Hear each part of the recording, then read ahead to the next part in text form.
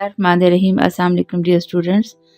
आज हम second last topic पे बात करेंगे चैप्टर नंबर 15 वाटर के water as a universal solvent.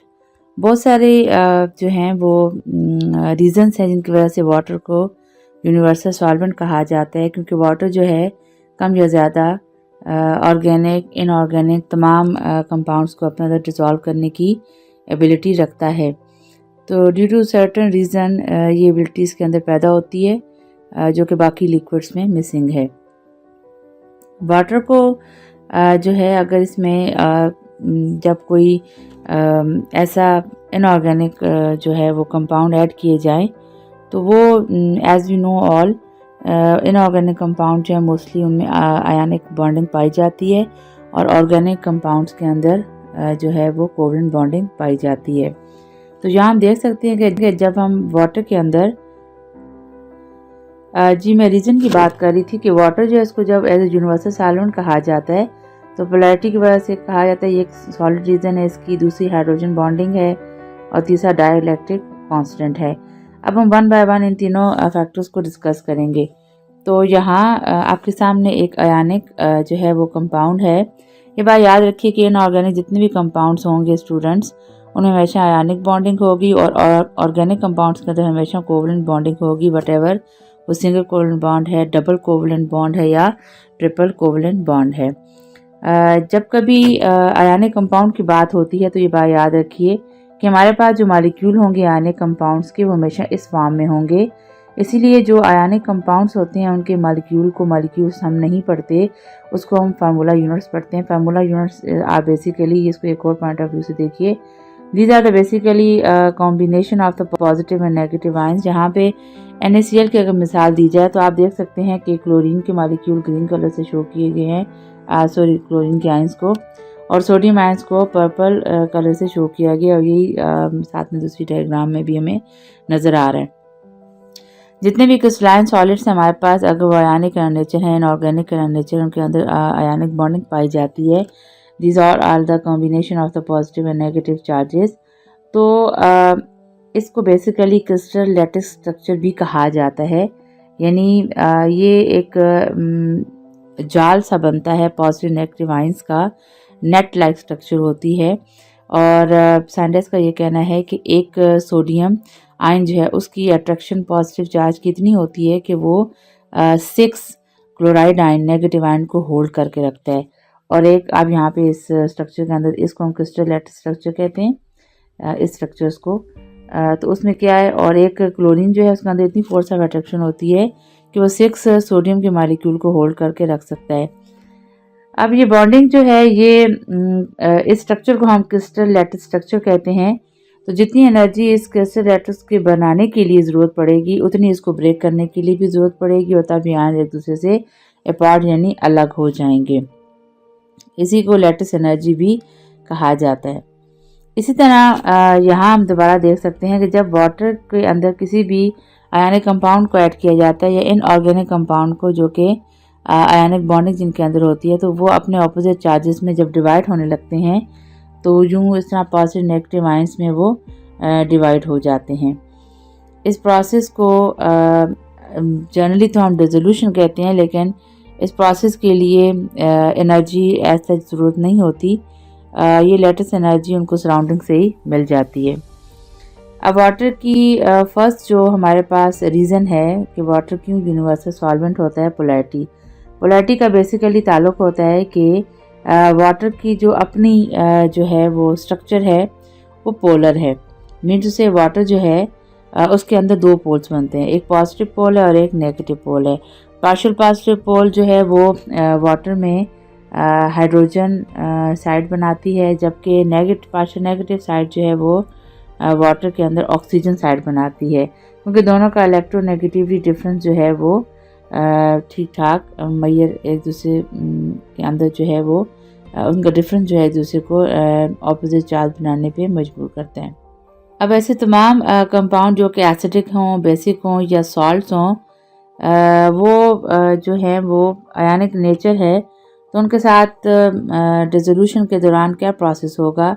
यहाँ हम देख सकते हैं हमारे पास NaCl है। NaCl का मॉलिक्यूल यानी फार्मूला यूनिट जब ऐड किया जाता है तो उसमें काउंट एज फार्मूला यूनिट्स होते हैं, number Avogadro number of particles को अगर देखा जाए तो ये सोडियम और क्लोराइड है, जब वाटर में ऐड किए जाते हैं तो आप ये वाटर मॉलिक्यूल्स को देख सकते हैं।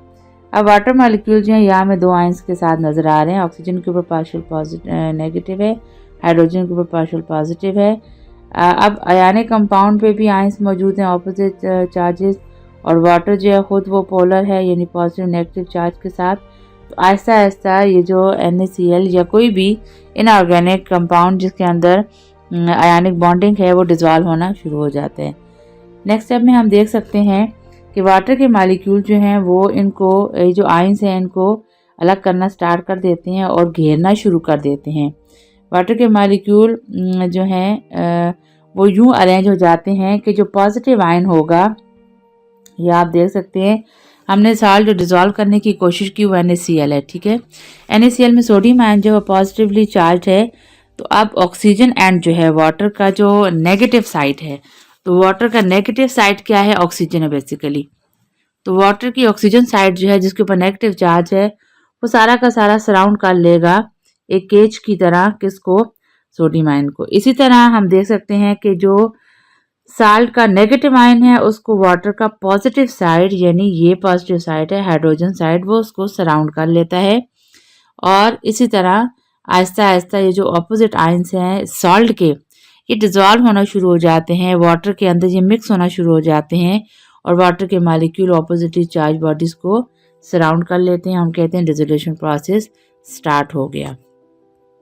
लेकिन अब हम चलते हैं हाइड्रोजन बॉन्डिंग की तरफ। हाइड्रोजन बॉन्डिंग भी एक स्ट्रॉन्ग रीज़न है for the polarity of the molecule.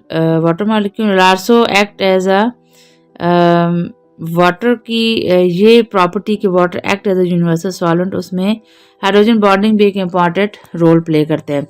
अब जैसे कुछ देर पहले मैंने एक्सप्लेन किया कि हाइड्रोजन जो है इसको जो है वो 2 ऑपोजिटली इसके अंदर चार्ज पाए जाते हैं, 2 पोल्स पाए जाते हैं, क्योंकि बेसिकली वाटर जो है इसके अंदर कोवलेंट बॉन्डिंग पाई जाती है। अब वाटर के मॉलिक्यूल में हाइड्रोजन साइड जो होगी, दोनों हाइड्रोजन वो हमेशा पार्शियल पॉजिटिव होंगे, ऑक्सीजन क्या होगा, पार्शियल नेगेटिव होगा। ये क्यों होगा, ये हमने बार बार इसको रिपीट किया। इलेक्ट्रोनेगेटिविटी डिफरेंस भी होता है। दूसरा ऑक्सीजन जो है इसके टोटल इसके पास 8 इलेक्ट्रॉन है ना, तो फर्स्ट शेल में 2 इलेक्ट्रॉन है, सेकंड जो आउटर मोस्ट शेल है वहाँ ऑक्सीजन के पास 6 इलेक्ट्रॉन है।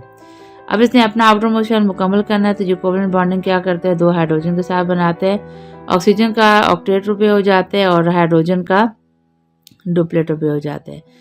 लेकिन ये जो स्ट्रक्चर है ये उसको पोलैरिटी की तरफ ले जाती है कि वो जो पेयर ऑफ इलेक्ट्रॉन दोनों ऑक्सीजन ने हाइड्रोजन के साथ पेयर ऑफ इलेक्ट्रॉन यानी एक सिंगल कोवलेंट बॉन्ड दोनों के दरमियान बनते हैं ना, तो ऑक्सीजन दोनों हाइड्रोजन के जो पेयर ऑफ इलेक्ट्रॉन्स हैं उनको स्ट्रांगली अट्रैक्ट कर लेते हैं। हाइड्रोजन के ऊपर पार्शियल नेगेटिव, हाइड्रोजन के ऊपर पार्शियल पॉजिटिव और ऑक्सीजन के ऊपर पार्शियल नेगेटिव चार्ज अपीयर हो जाते हैं। Oxygen more electronegative than the hydrogen. अब ऑक्सीजन जो होगा ये 2 बॉन्ड तो बनाता है हाइड्रोजन के साथ, लेकिन ऑक्सीजन के आउटर मोस्ट शेल में 2 pairs of lone pairs of electron फिर भी रहते हैं। उसकी तरफ ये इशारा किया गया है कि हर एक ऑक्सीजन जो है वाटर के अंदर ऑक्सीजन साइड वो क्या करती है, वो 2 मोर वो अपने इर्द गिर्द जो है वो 4 हाइड्रोजन बॉन्ड बना सकती है। अब हाइड्रोजन बॉन्ड क्या होता है, इस स्ट्रक्चर को जरा गौर से देखें। यहाँ हमारे पास ये ऊपर एक वाटर मॉलिक्यूल है, ठीक है, और नीचे ये वाला दूसरा वाटर मॉलिक्यूल है, ठीक है। मैं हाइड्रोजन बॉन्डिंग इन दोनों के दरमियान अब एक्सप्लेन करने जा रही हूँ। अब होता क्या है कि ये ऊपर वाला जो वाटर मॉलिक्यूल है और नीचे वाला वाटर मॉलिक्यूल है, इसमें ऊपर वाला वाटर मॉलिक्यूल का हाइड्रोजन आयन जिसके पास कोई इलेक्ट्रॉन नहीं, क्योंकि इलेक्ट्रॉन किसने अटैक कर लिया, ऑक्सीजन ने सिंगल कोवलेंट बॉन्ड पेयर में। और नीचे वाला जो ऑक्सीजन है इसके पास 2 लोन पेयर ऑफ इलेक्ट्रॉन मौजूद है, तो हाइड्रोजन इससे बॉन्डिंग करता है। ये type of the covalent bonding की आप समझें कि इसमें पेयर ऑफ इलेक्ट्रॉन जो है वो ऑक्सीजन हाइड्रोजन के साथ शेयर करेगा। अब हाइड्रोजन बॉन्डिंग के लिए क्या ज़रूरी है कि एक तो हाइड्रोजन आयन होना चाहिए, दूसरा हाइड्रोजन जो जिससे बॉन्डिंग करेगा जो उसको अपना इलेक्ट्रॉन जो है वो पेयर ऑफ इलेक्ट्रॉन इसे शेयर करेगा वो या तो ऑक्सीजन होना चाहिए या नाइट्रोजन होना चाहिए या उसको फ्लोरीन होना चाहिए। तो अब यहाँ पे ऑक्सीजन है, तो ये हाइड्रोजन बॉन्डिंग जो है ये आसानी के साथ ऑक्सीजन दूसरे यानी एक वाटर मॉलिक्यूल को ऑक्सीजन अपना पेयर ऑफ इलेक्ट्रॉन दूसरे वाटर मॉलिक्यूल के हाइड्रोजन आयन के साथ शेयर कर लेते हैं, इसको हम हाइड्रोजन बॉन्डिंग कहते हैं। अब चूंकि इसी ऑक्सीजन के पास एक और जो है वो लोन पेयर ऑफ इलेक्ट्रॉन मौजूद है, तो ये हाइड्रोजन हकीकत में 2 हाइड्रोजन बॉन्ड बना सकता है और इस तरह ये बॉन्डिंग जो है हाइड्रोजन और ऑक्सीजन के दरमियान between the different water molecules ये जब अरेंज होना शुरू हो जाती है, तो इसी के नतीजे के तौर पर जो है आइस उसके अंदर जब मॉलिक्यूल हैं वो अरेंज हो जाते हैं, हेक्सागोनल स्ट्रक्चर यानी 6 एज स्ट्रक्चर बना देते हैं। उसी वजह से वो आइस जो है वो सरफेस पे फ्लोट करती है। इसी बॉन्डिंग की वजह से सरफेस टेंशन भी क्रिएट हो जाती है और चीज़ें डिफरेंट जो हैं वो वाटर सरफेस पे फ्लोट करती हैं। और इसी हाइड्रोजन बॉन्डिंग का अब नतीजा क्या निकलता है, जब अब ये मैंने जो हाइड्रोजन बॉन्डिंग एक्सप्लेन की है इसके एक्सप्लेन करने का मकसद क्या है। इसके एक्सप्लेन करने का मकसद ये है कि ऐसे तमाम कंपाउंड्स जिनके अंदर आयनिक बॉन्डिंग नहीं है वो ऑर्गेनिक हैं, ठीक है, लेकिन अगर उनके पास ऑक्सीजन मौजूद है तो ये आप वाटर के मॉलिक्यूल के दरमियान हाइड्रोजन बॉन्डिंग देख सकती हैं। डिफरेंट ये डॉटेड लाइन जो है स्टूडेंट्स ये शो हो रहे हैं।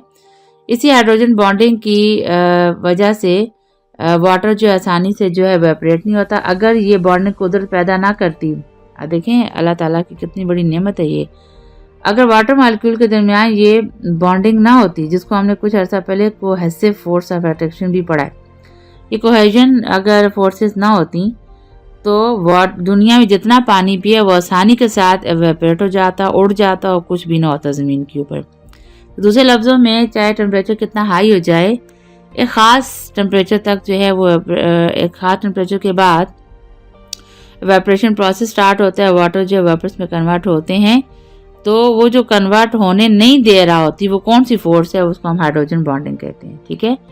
इसी तरह आइस जो है उसका बनना भी on the surface of the lakes, rivers, ponds and seas, कुछ ओशन भी फ्रीज हो जाते हैं सर्दी के दिनों में, तो वो मखलूक जो पानी के अंदर है वो भी उसको मरने से कुदरत ने बचाया कि आइस वहाँ पे जो है वो सरफेस पे जो है लेयर बनाती है इंसुलेशन, और अंदर की ज़िंदगी महफूज रहती है। ये हाइड्रोजन बॉन्डिंग की पॉजिटिव एस्पेक्ट्स मैं आपको बता रही हूँ। दोबारा चलते हैं अपने टॉपिक की तरफ कि हाइड्रोजन बॉन्डिंग जो है वो कैसे हेल्पफुल हो सकती है to make the water as a universal solvent. तो ऐसे तमाम कंपाउंड जिनमें आयनिक बॉन्डिंग नहीं है, आयनिक बॉन्डिंग वाले कंपाउंड्स को हम इनऑर्गेनिक कंपाउंड्स कहते हैं, ठीक है, और ऑर्गेनिक कंपाउंड्स वो होंगे जिनके अंदर कोवलेंट बॉन्डिंग होगी। तो ऐसे तमाम कोवलेंट कंपाउंड जिनके अंदर ऑक्सीजन मौजूद हो, जैसे सक्रोज C12H22O11, जैसे कि ग्लूकोज, जैसे कि मेथनॉल, यानी ऑल द अल्कोहल फैमिली, इन सब के पास हाइड्रोक्साइड या ऑक्सीजन मौजूद होता है।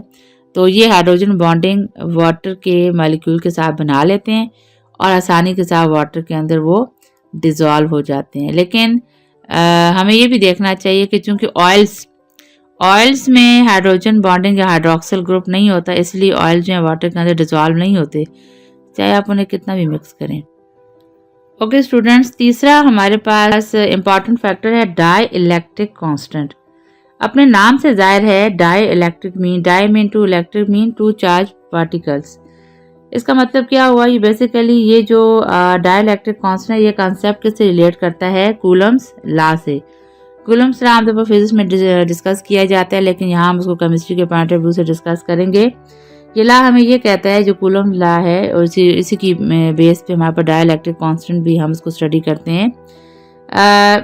According to this law, the force of attraction between two oppositely charged bodies x and y is directly proportional to the product of the charges, and they are inversely proportional to the squares of the distance between them r। Mathematically इसको समझते हैं। यहाँ आप देखिए mathematically form है, dielectric constant का ताल्लुक किससे होगा? ये दो ऑपोजिटली चार्ज बॉडीज हैं। पानी के अंदर दो ऑपोजिटली चार्ज बॉडीज का क्या जिक्र है? उसका जिक्र ये है कि अभी हमने पीछे डिस्कस किया कि वाटर जो है वो जब उसके अंदर कोई भी इनऑर्गेनिक जो है वो कोई भी आयनिक बॉन्डिंग का बेस कोई कंपाउंड ऐड किया जाता है जैसे NaCl, तो यहाँ आप देख लें दो ऑपोजिटली चार्ज आपको आयंस नजर आ रहे हैं। ये एक दूसरे से जुदा क्यों हुए? जब इनके दरमियान फोर्स ऑफ अट्रैक्शन कम हुई। किस फोर्स ऑफ अट्रैक्शन की वजह से? जो वाटर का मॉलिक्यूल जो है इनके ऑपोजिट एंड्स की तरह वजह से इनके ऊपर अप्लाई कर रहे हैं। यहाँ आप देख सकती हैं कि वाटर के जो मॉलिक्यूल हैं वो ऑपोजिटली चार्ज आयन जैसे सोडियम आयन जैसे क्लोराइड आयन। अब सोडियम आयन क्लोराइड आयंस को वाटर के मॉलिक्यूल जब स्ट्रांगली अपनी तरफ अट्रैक्ट करेंगे ऑपोजिट पोल की वजह से, तो वो फोर्स ऑफ अट्रैक्शन जो सोडियम आयन में और क्लोराइड आयन में थी उससे वो फोर्स ऑफ अट्रैक्शन जो सोडियम आयन और वाटर के ऑक्सीजन साइड नेगेटिव साइड और वाटर का पॉजिटिव साइड और क्लोराइड आयंस के दरमियान जो फोर्स ऑफ अट्रैक्शन है जब ये ज्यादा हो जाए, यानी एक तो force of attraction between the solute particles है यानी सोडियम आयन और क्लोराइड आयन, ये सोल्यूट पार्टिकल है, ये फोर्स ऑफ अट्रैक्शन है। और क्लोराइड आयन और वाटर के हाइड्रोजन आयन या सोडियम आयन और वाटर के ऑक्सीजन आयन, इनके दरमियान force of attraction solute solvent interaction कहलाती है, यानी वाटर एज अ सॉल्वेंट है। और ये बात याद रखिए कि वाटर का अगर एज अ सॉल्वेंट यूज किया जाए तो इस प्रोसेस को जिसमें water as a solvent use किया जाए और उसमें आयनिक कंपाउंड डिजॉल्व होकर सोल्यूशन बनाए उसे हाइड्रेशन प्रोसेस कहते हैं। और ऐसा प्रोसेस ऐसा सोल्यूशन कि जिसमें वाटर की बजाय कोई और सॉल्वेंट यूज किया जाए अदर देन वाटर, तो उसको सॉल्वेशन प्रोसेस कहते हैं। But come to the topic कि मैंने अभी ये कहा कि जो हमने सोल्यूट यूज किया है वो दो ऑपोजिट आयन से मिलकर बना हुआ है, sodium ion chloride ion. Sodium ion chloride ion दोनों सोल्यूट पार्टिकल्स हैं। इनके दरमियान फोर्स ऑफ अट्रैक्शन जो है ये वीक हुई ना, और इस फोर्स ऑफ अट्रैक्शन को वीक किसने किया?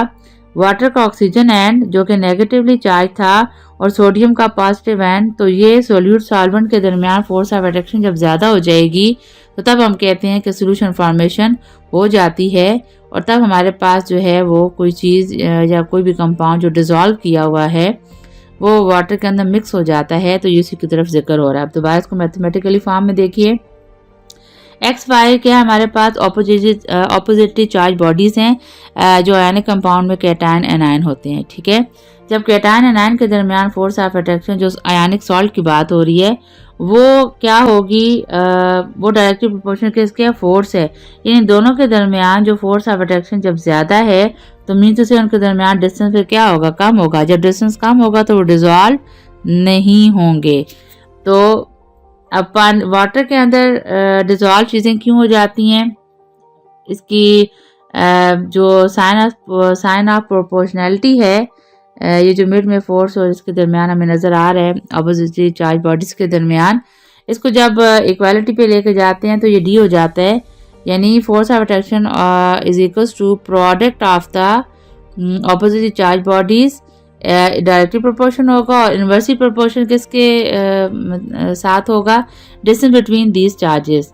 तो वाटर का डाइलेक्ट्रिक कांस्टेंट जो है सबसे ज़्यादा होता है। ठीक है, और वाटर के इसी डाइलेक्ट्रिक कांस्टेंट की वजह से चीज़ें जो हैं वो वाटर के अंदर मोर डिजॉल्व हो जाती हैं।